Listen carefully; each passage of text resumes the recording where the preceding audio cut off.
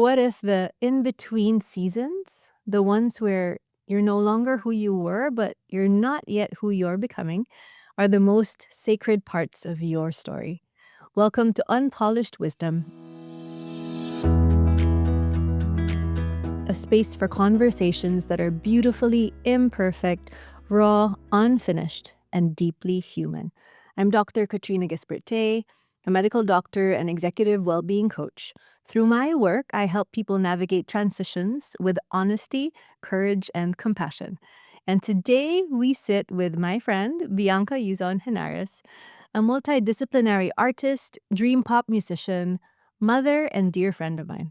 Born in the Philippines, based in Singapore, Bianca has spent the last few years navigating what she calls the phoenix cycles of life, moving countries, rebuilding her creative practice in unfamiliar territory, becoming a mother when she never intended to, and learning how shifts in one part of life ripple into every other dimension. This is a conversation about what it means to show up as a beginner again and again, about the courage it takes to graduate from one version of yourself and start over from square one, about creating the woman your younger self needed, even when the path forward is uncertain. Welcome, Bianca, and thank you for being here. Ooh, hey, Kat. I'm so stoked to be here. Thank you for having me. Thank you so much for being here, and I'm so excited to have you on the podcast. Finally, we've been planning this for so No, even before this was like a thing, it was already a thing.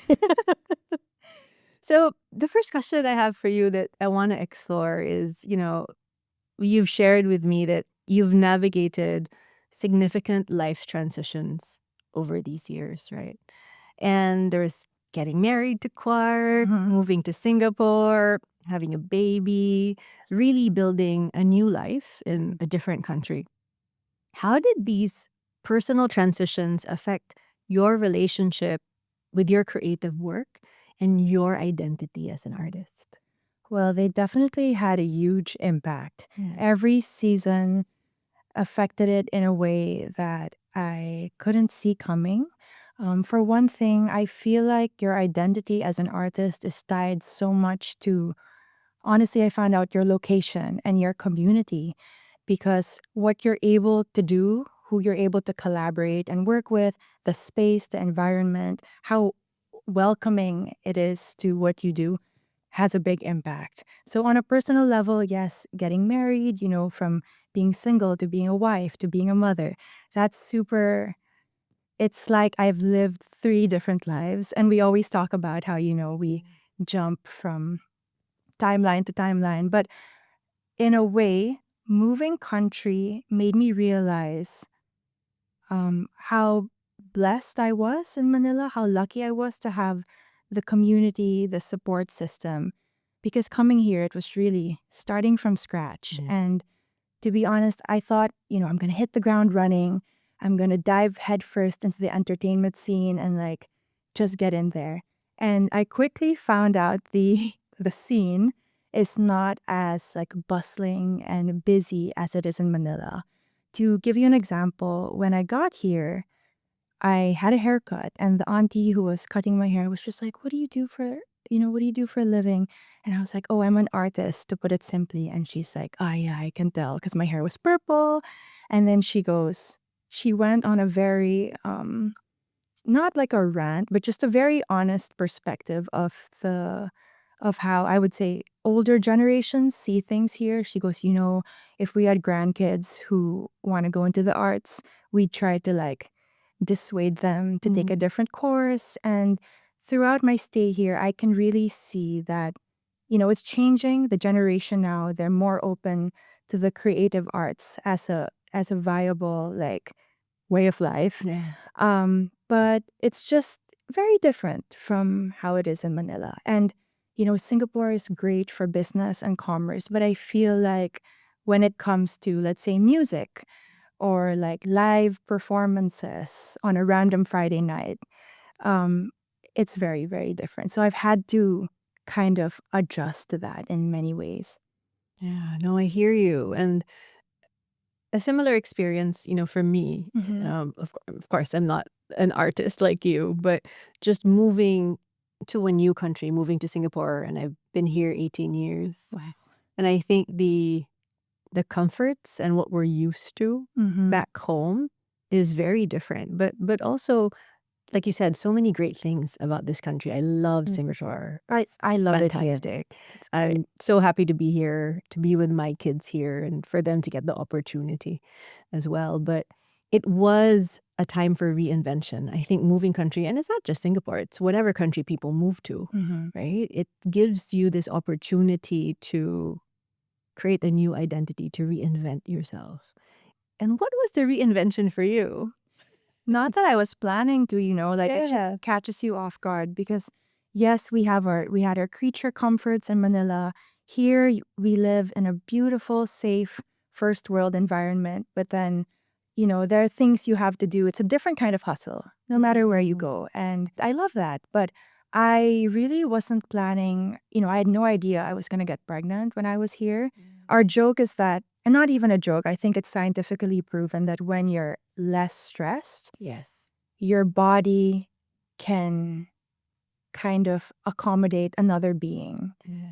And so I think coming off the heels of like the election and a lot of personal things that were happening in my life, I landed here in Singapore and I was like, wow, it is so peaceful. I can hear myself think. We created a new community for ourselves, including me meeting you, which I'm so grateful for. And part of that, I think, amidst the peace and the quiet of just um, being here and learning who I could be in a new environment, one day I found out I was pregnant. And so that was the big shift for me. I think the past few years was me really leaning into this role of motherhood and just like with arms wide open. With arms wide open. I love it. But what did that mean for you? Like, I remember you told me you never planned to be a mom, right? You thought it's not in the cards for me. I'm not doing that. For sure. So what changed for you? To provide some context, I've always respected moms. I know that being a mother, and I know now, is having a million jobs and in one, and that it's All the time. right? And it's the biggest responsibility. You always have 100 tabs open. Even now, like we're having this conversation, somewhere at the back of our heads, we're like, okay, and this, the schedule, swimming lessons.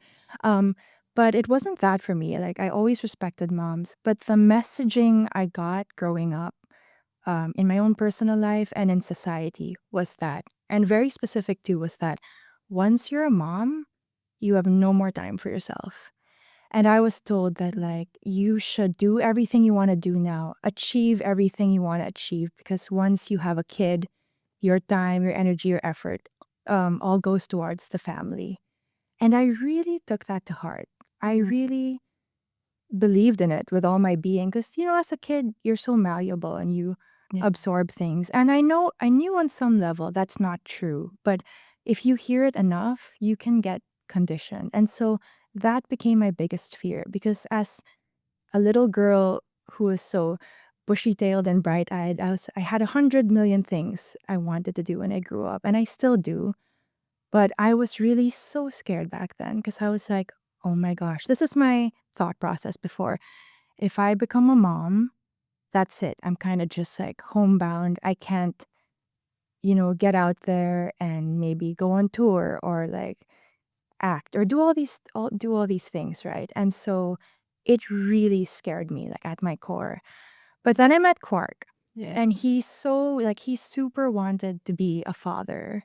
And I knew that just looking at him, I was like, he would make the perfect dad. And he is the best dad. He's so involved, he's so patient, he's so great. But it takes two to tango. And I'm really grateful that he always respected my boundaries and where I was at. It wasn't always easy, but we managed to find ways to meet in the middle. Like he knew I wasn't ready. And I knew that this was his greatest dream in life, right? And when you're married, you meet each other halfway. So to answer your question, what really helped me was when I was able to step away from that environment, literally and figuratively, moving to Singapore, I became more introspective in a way that I challenged my thoughts and beliefs. Yeah. And I said, you know what? I was told this and that, and I believed ABC for so long, but that doesn't necessarily make it true, right? It feels true in my Mhm. body, but what can I shed? How can I reframe this? Because I looked around in the world and there was so much evidence of, let's say, people, mothers who are achieving No, totally. in their own lives and professionally. And you are one example of that. Like when I met you, I said, oh my gosh, she's a doctor. She's also a life coach. She does all these other things. And she's a fantastic mom. And your kids are just flourishing. They're all over the world. And I said, that is literal proof that it can be done. So why can't I do it in my own life? And I say this now so in such a chill manner, but it took years. Yeah. And it started during the pandemic after we got married. What really helped me also was going to therapy because having a safe space, someone to talk to challenge those beliefs, really helped me be like, you know what, maybe I can reframe that. And then Yeah. I slowly kind of opened up because this is what I said to Quark. Very important for me. I said, if we ever have a kid, I need to start doing the work now because I want my body and my mind to be a safe space and a sanctuary for the little being growing inside me, God willing. Because I didn't want to bring a kid into the world at least at that point where my mental state was just a mess. And, I don't want to have a baby and have all these negative thoughts. I didn't want to resent the child. So I was like, okay, I need to do the work and it starts today. So yeah, it was a long process, honestly. But the coming to Singapore and feeling relaxed and peaceful, one day I went to the doctor to have something else checked. And then he emailed me and he said, by the way, so these are your results. By the way, I think you're pregnant right now. I was carrying groceries up a hill. I dropped it and I was like, what? And I was alone. Quark was shooting a film in Thailand. Right. And I was just, yeah, so that's how I found out. Oh my gosh. So many questions I have for you. Um, First off, thank you for the compliment. I appreciate that. Oh, it's just the truth. No, but it's not easy. It's really not easy. And it's not for me, it's not having it all and doing it all. And my gosh, like I will tell you, there are days when I don't think I'm great at my job, and there are days when I don't think I'm a great mom. But also having that, for me, having that self-compassion to say, you know what, it's okay. It doesn't have to look a certain way all the time, and it won't look a certain way all the time. And to be honest, and I'm hoping my kids listen to the podcast and they hear this, which is I don't want them to see it perfect, actually. I want them to know that it's okay to make mistakes. Mm-hmm. And we're all struggling and we're all just figuring it out. Yes. But I think for me, what's really helped is having support of the village and friends like you and family and to just prop each other up because at the end of the day, that's the best thing. It really does. It takes a village. And to your point about things not being perfect, I think in the beginning, I remember the first time I stepped away from Konzi to do something for myself for 2 hours. The mom guilt was so bad. But I think I heard in some podcast, sorry, I don't remember where, but they were saying you cannot be like the optimal mom and let's say, for example, businesswoman at the same time. You really have to choose. And that brought me so much, it made me feel better Yeah. because I said, okay, because you try to be everything all at once, everything everywhere all at once, but you really can't. You have to be present where you are. So there will be some days, for example, you're on set or you were recording something. I'm not home, but then there will be other days I spend the whole day just with him coloring or doing a bubble bath or something. And so it's just about knowing that in the end, you're trying your best. No, no, totally, totally. You mentioned earlier about needing to shed certain beliefs. What was the biggest one you had to let go of? I'd I'd say the biggest belief I had to shed was that everything was time pressure based. Because that Mm. ties in with the whole, if you don't achieve all of this before you're a mom, that's it. That's the end of your rope. You're just gonna be a mom for the rest of your life. And there's no time and space. It's that we have such finite resources and time. So basically, I had to shed the mindset of lack. There was such a big Yeah. lack mindset, like, oh, I'm running out of time to do this. I don't have, like, oh, youth, whatever, resources. But the truth is, some people, and correct me if I'm wrong, but someone told me George Clooney got his big break at 40. It's just we're so conditioned in society to be like, okay, if you don't do this and this by 30, you failed. Especially in my industry, Yeah. in entertainment. I have literally heard someone's boss say, oh, if you don't make it in the music industry by 25, 26, you're old news. Yes. Um, I heard that. Yeah. And I was like, and you can really take those things to heart. So that's what I had to shed because, I turned 30 and I'm nowhere near where I want to be professionally. I mean, I acknowledge that I've achieved so much and I'm proud of myself. But if I let that stop me, then yeah, I don't know where I'd be today. No, no, no. I totally agree. So, so I've been listening to your music in my car. Oh my gosh. Okay. So, like leading up to the podcast and really just immersing myself in your world. And so I have a few questions and I've kind of tied them to your songs actually. Okay. Is that okay? Yes, go for it. Okay. So I love your song, Oh My Days. Oh, yay. It's so catchy. I love it. And it's a tribute to women empowerment and LGBTQ plus skaters. Yeah. What did creating and releasing that song teach you about what you needed to express in that moment of your life? Wow, that's such a good question.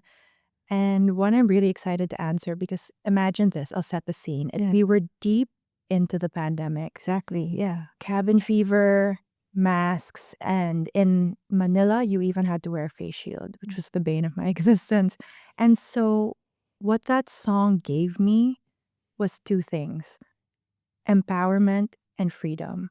In a world where you feel so cooped up, we had no certainty, had no idea if this was what our lives were going to be like forever. I found solace and I found freedom in skating. And that's something I used to do in high school, but then I kind of forgot about it. And then I realized people were becoming bikers, runners, because that was the only way to get out, right? But I picked up the skateboard and I literally felt like I was flying and I felt free, even if I was just going around the block. And mind you, I'm not like an extreme skater. I can't even do an ollie, but it's just more of cruising, listening to music. I always came back feeling refreshed and revitalized and just like, wow, okay, I got to breathe, even if I did it with a mask. And so there was that aspect of freedom and then also empowerment.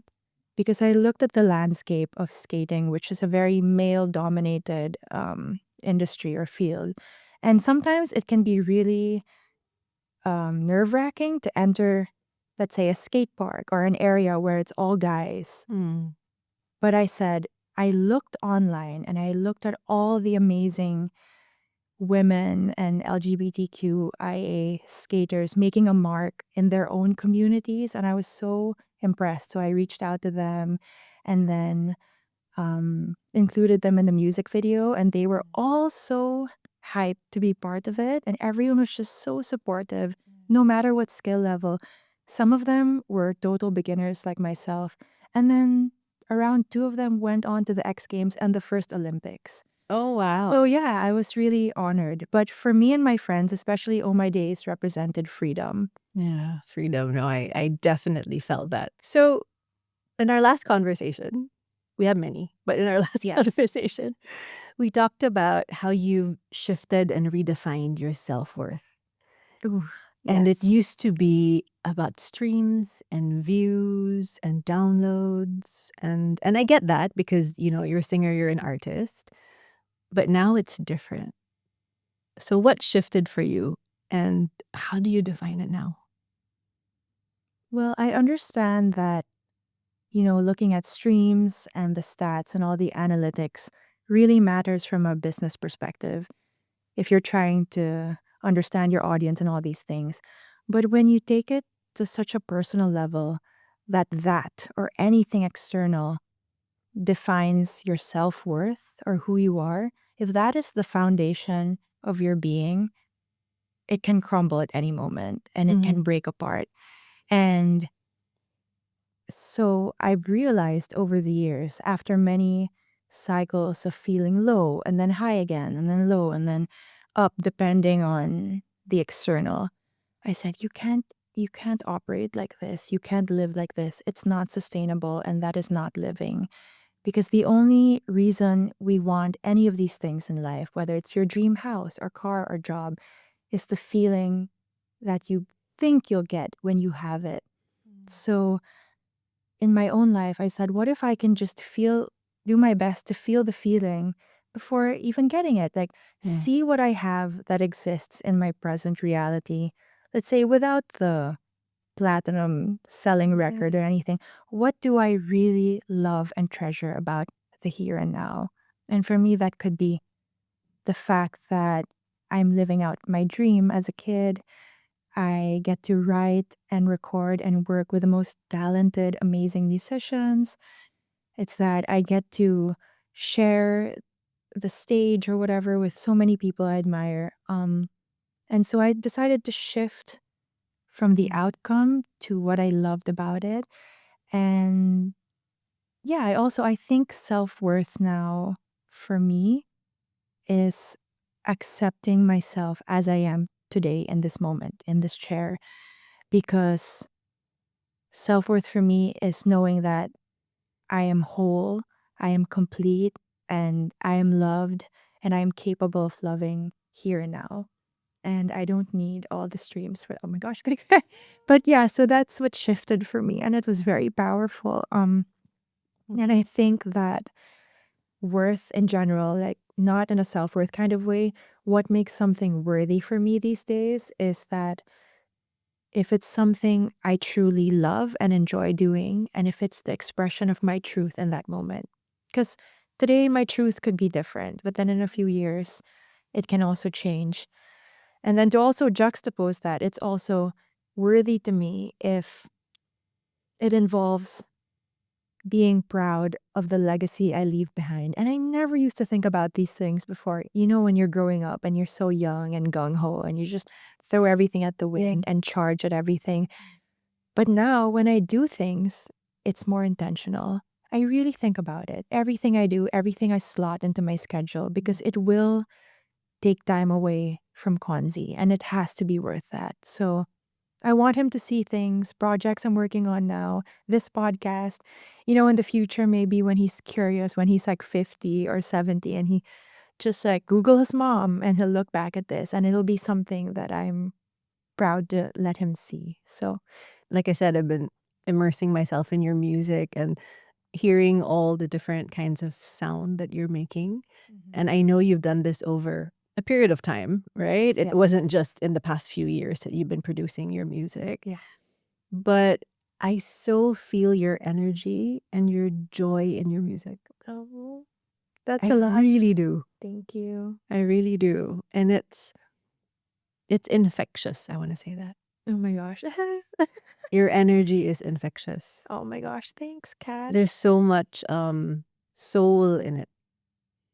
And I really want you to hear that. Oh, thank you. Oh my gosh. Well, that And- means a lot to me. Thank you. Oh my gosh. So I think by far my favorite one is Dream Aloud. Oh, really? Yes. Okay. And you produced this after and came out with it, re-released it after a 3-year hiatus. Yes. Right. And it was a reclaiming. It was a declaration. That's how I heard it. Oh, okay. What did you need to believe in yourself before you could press record again? Wow. Okay, so I just released Dream Aloud. Yeah. But the truth is, I actually recorded it when we moved here. Oh, wow. Yes, so it's been in the vault, so to speak, for a while. Yeah. And we made some adjustments here and there. But you're right, there's a reason I only released it now. Yeah. Because I felt ready. And if you're wondering why, it's because when I first became a mom, as any first time mom will know, it's you can prepare, yes, you can make a checklist for the baby room, all the things you need, but nothing can truly prepare you for how all encompassing it is. And I just, like I mentioned earlier, I just leaned into it. And I think they also say apparently when you give birth, a certain amount of brain cells gets deleted. And so for me, That's, yeah, yeah, neurological pruning, yes. you become a little more forgetful. And so all of my focus really went to Konzi the last 3 years. And I finally felt a shift, when you stop breastfeeding, when he can kind of do things a little more independently. They say you get your pink back. And I think I've gotten to a space where I'm like, okay, I'm ready to be a little more outward again instead of inward, to dream aloud. And so I said, it's time to put this out there. And also, when you release a song, it's not just about the sound. It's for me, it's the whole world that comes with it because you're building a world. So I really wanted to get the visuals right. I wanted it to come across to people the way I I felt when I was inspired to write it. And I know for every person it's gonna have a different meaning. Like for you, it will probably be different compared to, let's say, if someone else on the street heard it, right? Yeah. But I waited till I got to a point where I was confident again in my own body and mind to get like bring justice to the song. Yeah. And I watched the video too, and it felt like a coming home to yourself and a permission Yeah. to just be. Yes. Yeah. Yeah. I want to go back to breastfeeding, if that's okay. Yeah. It's a big one. It's a big one because, as you mentioned, right, it's wasn't easy, getting pregnant, not the process of getting pregnant, but Mhm. choosing to be the mom. Right. And that was difficult. And then the breastfeeding journey came. Holy moly. Wow. No one talks about it. Yeah. No one primed me. Yeah. No one. And with the 9 months of preparation, I didn't even think about it. To be honest, like I only thought about, okay, we have a sterilizer, we have bottles, we'll buy formula, etc. But then the minute you go give birth, as you know, they kind of just are like, here's your baby. And then like latch him or her on there. And I was like, whoa, whoa, what's going on? And will I even have milk? And then before you know it, you're thrust into this whole cycle of kind of being like what I call a milk tea factory because it's every 3 hours on demand. Yes. And so you're up every 3 hours, and that comes with sleep deprivation. For me, the biggest challenge of the past 3 years. Also, to answer your previous question, I only started releasing music again when I started getting more sleep because I was on zombie mode. Yeah. So breastfeeding was really, it was a doozy. And my heart goes out to everyone breastfeeding right now. It is the most beautiful bonding experience. It was so wonderful. And if your baby's sick or needs anything, that's like the best medicine you can give in that moment. But it really is a full-time job. Yeah. No, I can imagine. And you're telling me the story of when you got stuck on an Oh my island. gosh, yes. I was never more grateful for breastfeeding than at the time. So we were in an island resort, so middle of nowhere, and then there was a huge storm that came in.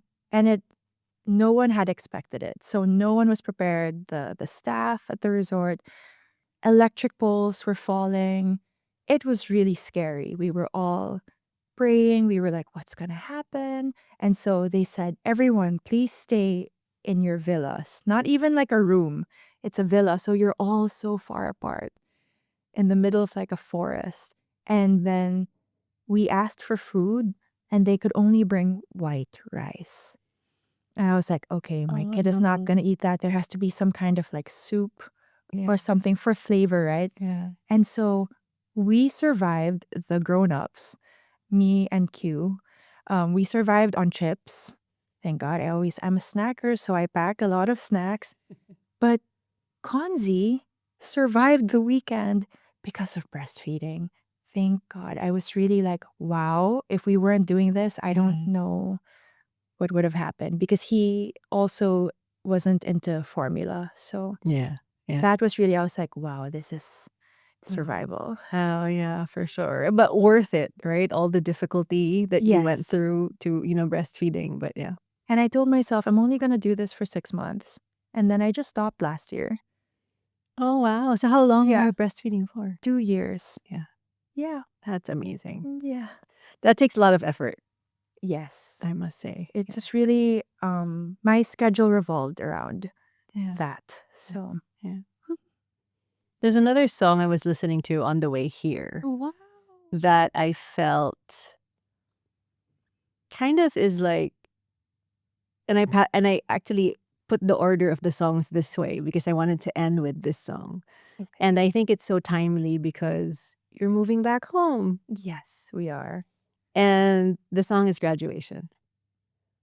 And the song Graduation uses a metaphor of going from feeling like you've mastered something to being pushed to the next phase and being a beginner again. Yes. That must resonate very deeply with you now. Mm-hmm. And how do you keep showing up every day when sometimes you just get pushed back to square one? It's really hard. It's really difficult, but you just put one foot in front of the other.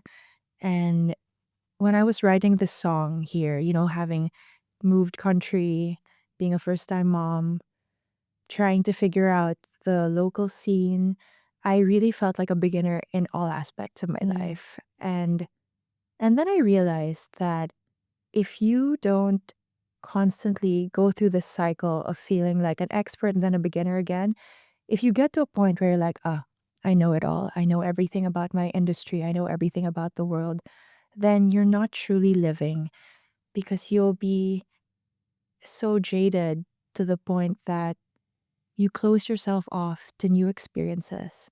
And I say put your one foot in front of the other, because being a beginner is scary, but you feel the fear, you do it anyway. Yeah. And then it puts you in a space of just being open. Yeah. Open to receive and open to try new things. Yeah.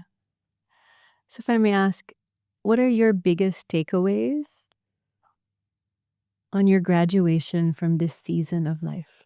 So, my takeaway is that you never really know how much you have to give and how strong you are until you're really tested or you're put in certain situations. Because sometimes we put a limit to how great or how strong or how awesome we think we can be. Like, I can only reach a certain level. But being a mom and showing up every day and just like feeling like a beginner again and again, like, okay, we've mastered the breastfeeding phase, and now it's on to, okay, I've mastered putting the best diaper on, now we have to potty train, and so on and so forth, really teaches you that you can do it and you're more capable than you know.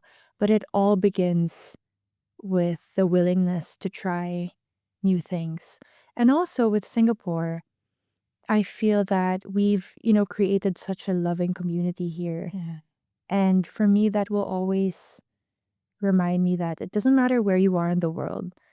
It's the people you're with. And I know it's kind of cheesy, but that's truly where home is. And so I was telling, Quark and I are a little nervous to move back and start all over again and with a young child. But I said, we're going to be fine because we have each other. No, definitely. That's so beautiful. Thank you for sharing that. Yeah, thank you. And for my final question, and I ask this of all of my guests on the podcast, how would you hold space for your past self now, knowing what you know? I would be gentler Mm. and I would embrace that child, that little girl, and I would tell her, like, it's gonna be okay, and don't stop believing in your own magic and in the magic of other people. But definitely gentler, because I feel like I was very hard on myself. So I would just be like, it's okay. You can relax. You can breathe. You can pause. You can take a step back. You're not racing with anyone, even if it seems like the world is so fast paced and people tend to compare. You go in your own timeline, just flow and be you. Oh, that's so beautiful. What's your answer to that question? How would I hold space for my past self now, knowing what I know? Mm-hmm. With a lot more grace, with a lot more self-compassion. Um, Same with you. There was, for me, there was always this whole idea of not being enough. I had to do more. I had to be more. And that ended up in burnout for me, whether it was in my practice, whether as a mom, whether in my job, right now, it just ended up in burnout. And interestingly, it's what I work with a lot of my clients. Oh, I can imagine. Yeah. And I can definitely relate to it. And I understand the need and the want for performance and, the KPIs and the goals. But I think for me, what I forgot was to put myself first. This whole idea of putting the oxygen mask on myself first before I put it on anybody else. Because as the eldest child, a girl, this whole idea of over functioning, I'll take Mhm. care of everybody all the time, Yeah. was something that really permeated my life. But I had to do that work too. I had to do that inner work to kind of realize that I can't take care of everybody else if I don't take care of me first. So that was really big. Wow. Thanks for sharing that. Of course. Yeah, you gotta fill your own cup first. Completely. Oh my gosh, I loved our conversation. That was so much fun. Thank you, Kat. And Enjoyed so much. thank you for just walking me through your journey. And this is what the podcast is all about, right? It's transitions and the messy middle and just being raw and human and sharing experiences, with each other and finding that common humanity. So thank you for being here. Thank you so much for having me, and I will always be cheering for you and unpolished wisdom. Thank you. Thank you for joining us for this conversation with Bianca Yuzon Henares. If this episode spoke to you, follow the show and share it with someone who's learning to choose themselves in the messy middle. This is Unpolished Wisdom. Until next time.